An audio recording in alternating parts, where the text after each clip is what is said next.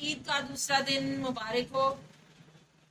आज भी सब लोग कुर्बानी में मसरूफ होंगे और घर में मेहमान आ रहे होंगे और मज़े मज़े की डिशेस बन रही होंगी।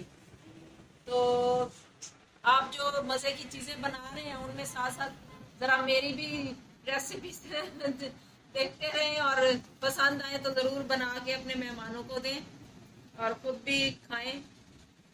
तो आज मैं बना रही हूँ निहारी। वैसे तो निहारी जो है वो लोग बना लेते होते हैं प्रेशर कुकर में या बड़े देचकों में।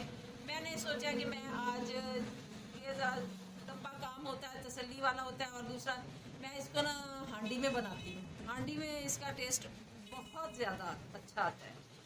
तो इसको मैं थोड़ी देर के लिए तो सुई गैस पे मैं इसको बनाऊंगी, लेकिन उसके बाद जब ये पकना शुरू हो जाएगी तो फिर मैं इसको लकड़ियां जला के कोयलों पे मैं हल्की सी आंच पे इसको मैं रख दूंगी और इसे मैं कम अज कम 4-5 घंटे के लिए भून जाऊंगी। तो शुरू करते हैं। सबसे पहले तो मैंने हांडी को अच्छी तरह धो के साफ कर लिया है। अब मैं इसके मट्टी लगा लूं इसके पेंदे पे।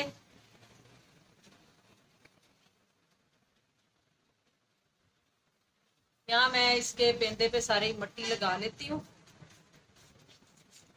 इससे ये होता है कि क्रैक्स नहीं आते इस हांडी के पेंदे पे, और दूसरा खूबसूरत भी लगती है हांडी।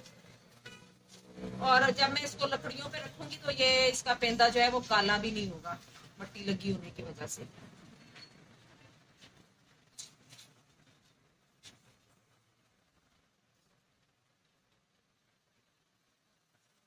ये देखिए सारा इसको मट्टी लग गई है। तो अब जो है इसको मैं थोड़ी देर रखती हूँ ताकि ये खुश्क हो जाए। और ये ले, ये तैयार। ये अब इसके पेंदे पे मैंने लगा दी है मट्टी। इसको मैं थोड़ी देर के लिए छोड़ती हूँ ताकि ये खुश्क हो जाए, फिर उसके बाद हम पकाना शुरू करते हैं। हंडिया मैंने चूल्हे पे चढ़ा दी है। इसमें मैंने कुकिंग ऑयल डाल दिया है, जितना यानी कि मैं अपने रूटीन के सालन में डालती हूँ उतना मैंने डाल दिया है। ऑयल जो है वो गर्म हो गया है। और अब ये मेरे पास 1 किलो मटन है, बड़े बड़े पीसेस हैं इसके। तो ये मैं अब इसमें डाल देती हूँ।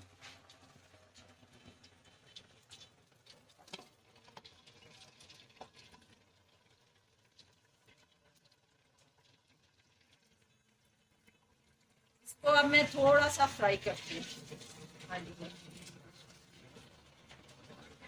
थोड़ा सा फ्राई करने के बाद फिर मैं आपको दिखाती हूँ कि इसमें क्या चीज़ डालनी है। गोश्त को मैंने पहले अलग से फ्राई कर लिया था। इसका मकसद यही था कि इसमें जो स्मेल सी है वो ख़त्म हो जाए। तो ये अब आप इसका कलर देख रहे हैं गोश्त का। तो इसको फ्राई करके अब मैं इसमें मसाला डालती हूँ। तो ये निहारी मसाला है। तो ये मैंने अपने हिसाब से मैं डालने लगी हूँ इसको। आप भी अपने हिसाब से डालिएगा, क्योंकि इनमें नमक मिर्च वगैरह बहुत तेज होती है। ये ना हो के बाद में जाया जाए सारा खाना और दिल ना करे खाने को। अब इसको मसाला डाल के मैं थोड़ा सा भून लेती हूँ, तकरीबन 3 से 4 मिनट। अच्छी तरह भूनने के बाद मैं इसमें पानी डालूंगी। मैंने इसको अच्छी तरह फ्राई कर लिया है। घी और वो मसाला अलग हो गए हैं। ये देखें, ये आपको नजर आ रहा होगा कि घी और मसाला अलग हो गया।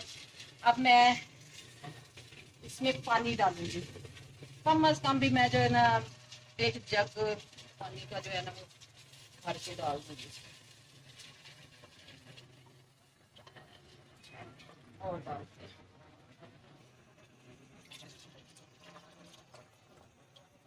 अब मैंने इसमें बहुत सारा पानी डाल दिया, क्योंकि अब ये तकरीबन 4-5 घंटे गोश्त जो है वो पकने में गलने में टाइम लेगा।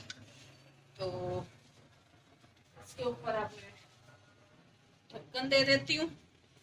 ठीक है, ढक्कन टूट गया था तो मैंने ये छोटी सी एक आटा गूंदने वाली ली थी कि मैं इसको यूज़ कर लूँगी ढक्कन के तौर पे। ये अब मैं उल्टी करके इसके ऊपर दूंगी ताकि जो है वो उबले, अगर तो बाहर ना गिरे, अंदर ही इसके।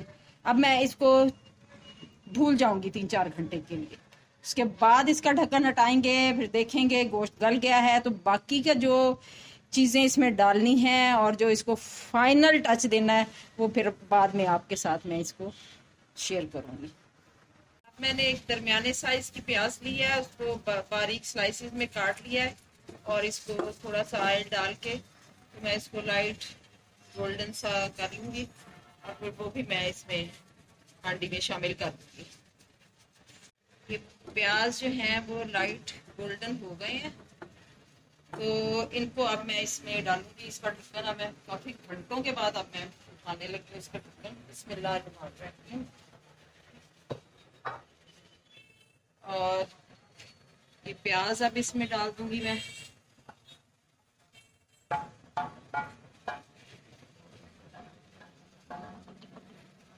और फिर इसको ढक के पकने के लिए रख दूंगी।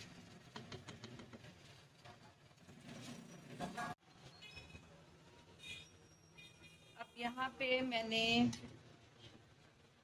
ये 3 खाने के चम्मच आटा ले लिया था और उसको मैंने 3 कप पानी में इस तरह पतला सा घोल लिया है। आटा ले लें या मैदा ले लें, आटा ज़्यादा सही रहता है। तो ये मैंने इसको पतला सा घोल लिया 3 कप पानी में। ये 3 खाने के चम्मच आटा। ये अब मैं आहिस्ता आहिस्ता इसमें डाल दूंगी।